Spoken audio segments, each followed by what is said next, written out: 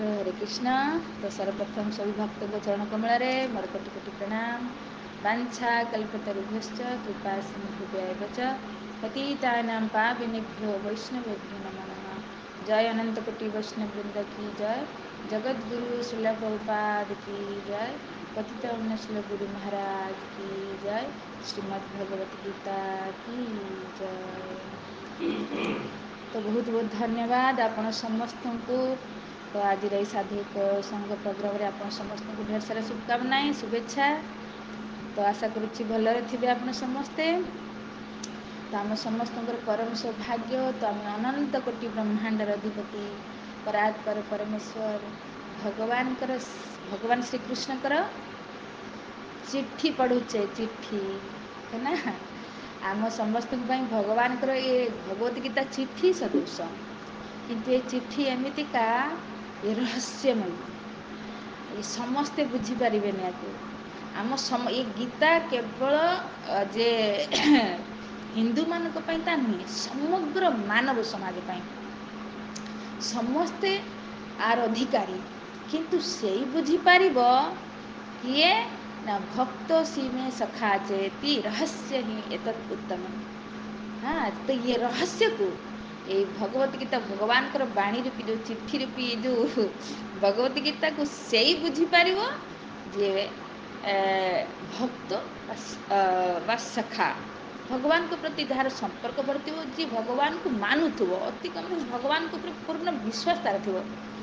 कहीं आम भगवान को तो देखते पाने ना। तो से तो लोक देखुना कृष्ण लिखी देखिलु ना कहते ना। तो से ये रहस्य आम भी देखा कि लोक धारणा गीता पढ़ुं तुम आगु तो आम के आगु गीता पढ़े मु पूरा 9 क्लास गीता पढ़ुचु।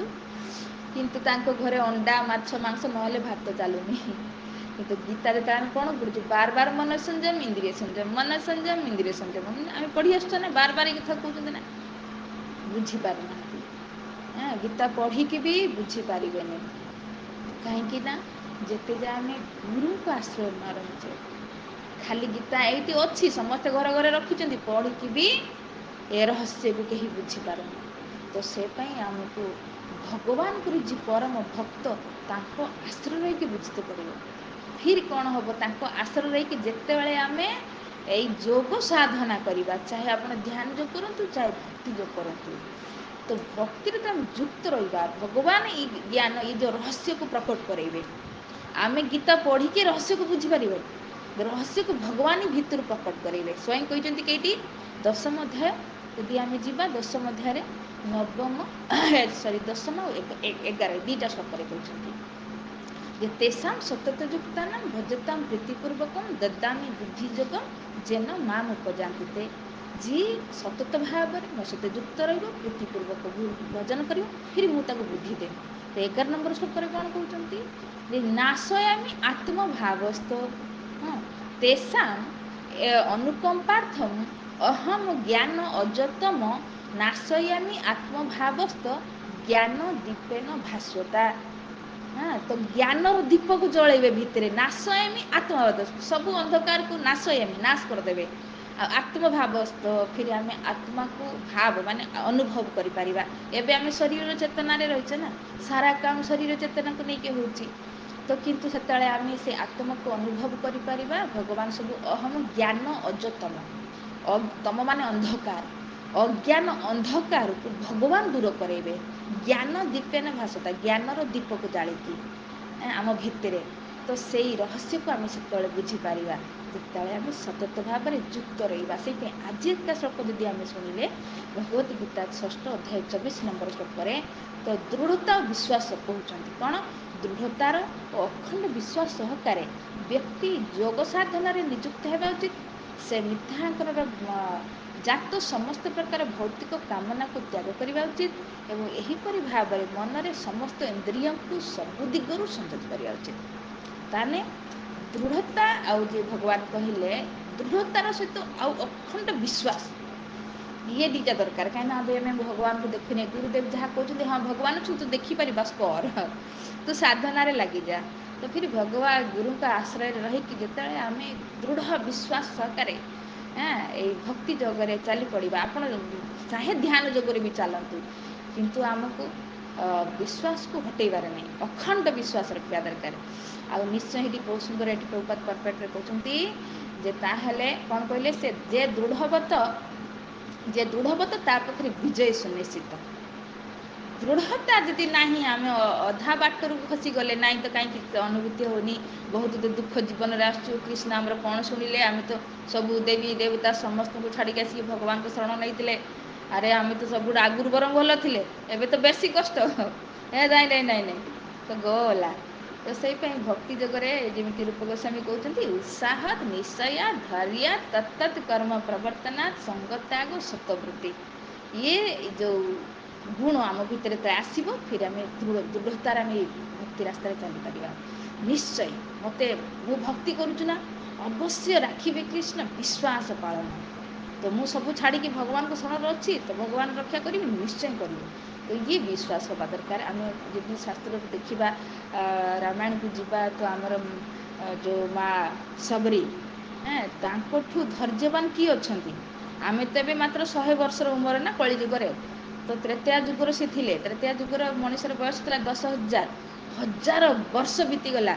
ମାତଙ୍ଗ ଋଷି କହିଥିଲେ ଯେ ଭଗବାନ ଆସିବେ, ତୁ ଏତେ ସୁନ୍ଦର ସାଧୁ ସଙ୍ଗ କରୁ, ସାଧୁମାନଙ୍କର ସେବା କରୁଛୁ, ମୁଁ ତୋ ଉପରେ ପ୍ରସନ୍ନ, ତୋତେ ଆଶୀର୍ବାଦ ଦେଉଛୁ, ମୋତେ ତ ଭଗବାନଙ୍କୁ ମିଶିବା ପାଇଁ ମରିବାକୁ ପଡ଼ୁଛି, ତୋତେ ମରିତେ ନାହିଁ, ଜିତିଛି ଭଗବାନ ତୋ ପାଖକୁ ଆସିବେ। ବାସ୍ ଏତିକି କଥା ଶୁଣିଥିଲେ।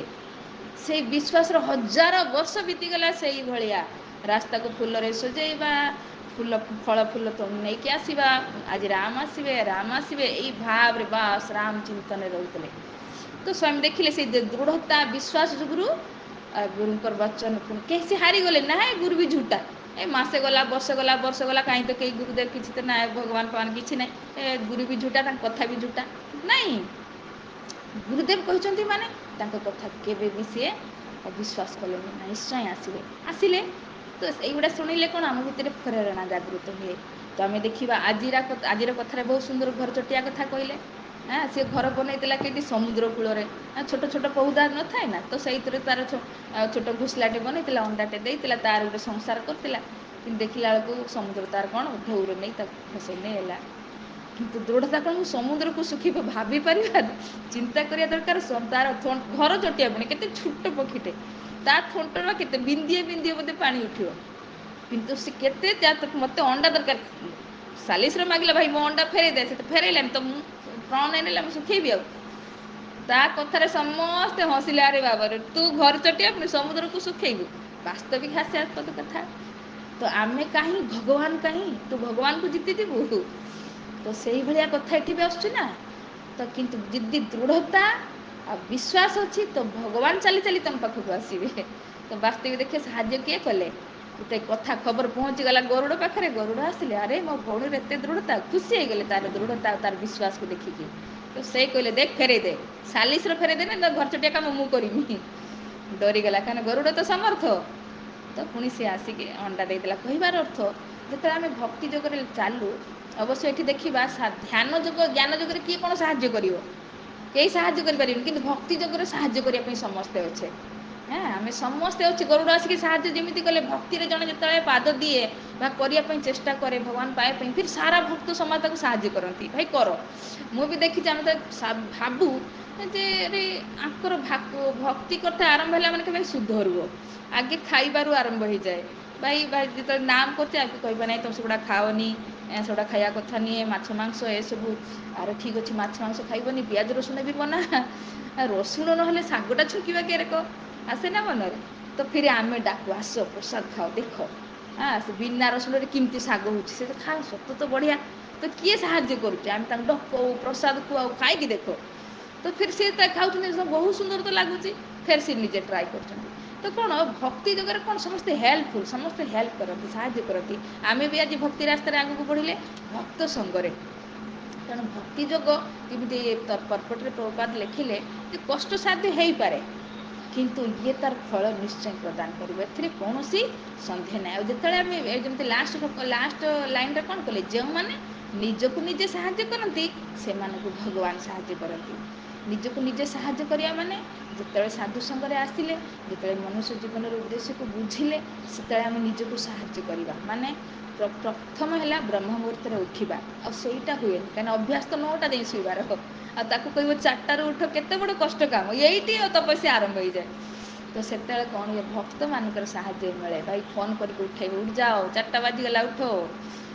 ତ ଫେର ନିଜକୁ ନିଜେ, ନାଇଁ ମୋତେ ଭଗବାନଙ୍କୁ ପାଇବାର ଲକ୍ଷ୍ୟ ବନେଇଦେଲେ, ନାଇଁ ଯେମିତି ସେ ଲକ୍ଷ୍ୟ ବନେଇଲା ମୋତେ ପାଣିକୁ ଶୁଖେଇବାର ଅଛି, ସମୁଦ୍ରକୁ ଶୁଖେଇବି, ଲାଗି ପଡ଼ିଲା କାମ। ସେଇଭଳି ମୋତେ ଲକ୍ଷ୍ୟ ଅଛି, ତୁ ଭଗବାନଙ୍କୁ ପାଇବାର ଅଛି। କେତେ ଜନ୍ମ ଏଇଠି ଘୁରିମି ଏ ସଂସାରରେ ଆସିକି, ମା ବାପକୁ ସ୍ୱୀକାର କରୁଥିଲି, ଫିର୍ ମରୁଥିଲି, ଫିର୍ ଜନ୍ମ ହେଉଥିଲି, ନାଇଁ ଆଉ ଜନ୍ମ ହେବିନି, ଏଇଥର ଭଗବାନ ଧାମକୁ ଯିବି, ମୁଁ କରିବି ବାସ୍।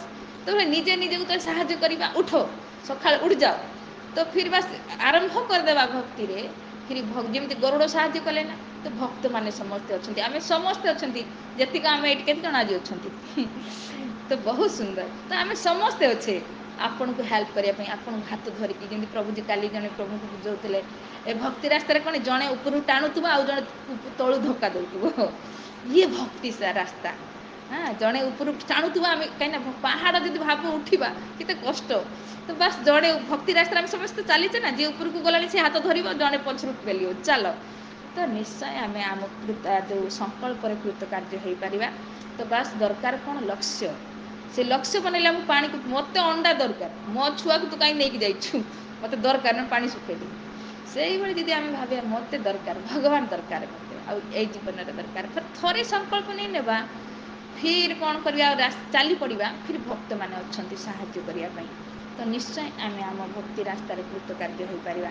ଆମ ଜୀବନର ଲକ୍ଷ୍ୟ, ଭଗବାନ କହୁଛନ୍ତି ତ ମୋ ପାଖକୁ ଆସ, କିନ୍ତୁ ଏତେ ରହସ୍ୟମୟ, ଏତିକି କଥା ବୁଝିପାରୁନି, ଲାଖ ଜନ୍ମ ବିତି ଯାଉଛି, ବେଦ ତ ଯେବେଠୁ ସୃଷ୍ଟି ସେବେଠୁ ଅଛି, ଭଗବତ ଗୀତା ତ 5000 ବର୍ଷ ରହିଲାଣି, ଫିର୍ ବି ଆମେ କାହିଁକି ଆର ଫାଇଦା ଉଠାଇ ପାରୁନେ, ନା କାହିଁକି ନା ଆମେ ସାଧୁସଙ୍ଗକୁ ଆସୁନେ, ଗୁରୁଙ୍କ ଆଶ୍ରୟକୁ ଯାଉନେ, ମନ ଇଚ୍ଛା ପଢ଼ିକି ଆମେ ସେ ରହସ୍ୟକୁ କେବେ ବୁଝିପାରିବାନି, ନା କେବେ ଭକ୍ତ ହୋଇପାରିବା। ତେଣୁ ସବସେ ପ୍ରଥମ ଭଗବାନଙ୍କର ଆଦେଶ, ତଦ୍ବିଧି ପ୍ରଣିପାତେନ ପରିପ୍ରଶ୍ନେନ ସେବୟା ଉପଦେଶନ୍ତି ତେ ଜ୍ଞାନମ୍ ତତ୍ତ୍ୱ ଜ୍ଞାନୀନ ତତ୍ତ୍ୱଦର୍ଶିନ। ମାନେ ଗୁରୁଙ୍କ ନିକଟକୁ ଯାଅ, ତତ୍ତ୍ୱଦର୍ଶୀ ଗୁରୁଙ୍କ ନିକଟକୁ ଯାଅ, ଜ୍ଞାନ ଗ୍ରହଣ କର। ତ ଭଗବାନ ତ ସ୍ୱୟଂ ଗୁରୁ, ଗୀତା ତ କହିଛନ୍ତି, ଫିର୍ ବି ଗୁରୁଙ୍କ ନିକଟକୁ ଯିବାକୁ କହୁଛନ୍ତି, କାହିଁକିନା ଗୁରୁ ହେଲେ ତାଙ୍କର ପ୍ରିୟ ଭକ୍ତ। ତେବେ ଭକ୍ତଙ୍କ ଆଶ୍ରୟକୁ ଯିବା, ସିଏ ଆମକୁ ଯେତେବେଳେ ଭକ୍ତିରେ ଲଗେଇବେ, ଫିର୍ ସିଏ ସ୍ୱୟଂ ସପୋର୍ଟ କରିବେ, ସେ ଯେଉଁ ଭକ୍ତ ବନିଛନ୍ତି ସେମାନେ ଆମକୁ ସପୋର୍ଟ କରିବେ, ଫିର୍ ଆମେ ଆରାମସେ ଆମ ଗନ୍ତବ୍ୟ ସ୍ଥଳରେ ପହଞ୍ଚିପାରିବା। ବହୁତ ସୁନ୍ଦର ଆଜି ଶ୍ଲୋକ ଥିଲା, ଆଶା କରୁଛି ଆପଣମାନେ ବୁଝିପାରିଥିବେ। ତ ଭକ୍ତ ସଙ୍ଗକୁ କେବେ ଛାଡ଼ନ୍ତୁନି, ଯଦି ମନୁଷ୍ୟ ଜୀବନର ଉଦ୍ଦେଶ୍ୟକୁ ବୁଝୁଛନ୍ତି, ଆଉ ଏଇ ମନୁଷ୍ୟ ଜୀବନକୁ ସଫଳ କରିବାକୁ ଚାହୁଁଛନ୍ତି। ତ ଠିକ୍ ଅଛି, ସମୟ ହେଇଯାଇଛି, ରଖିବା ଏଇଠି। ଯଦି କାହାର କିଛି ପ୍ରଶ୍ନ ଥାଏ ତ ପଚାରିପାରିବେ। ହରେ କୃଷ୍ଣ।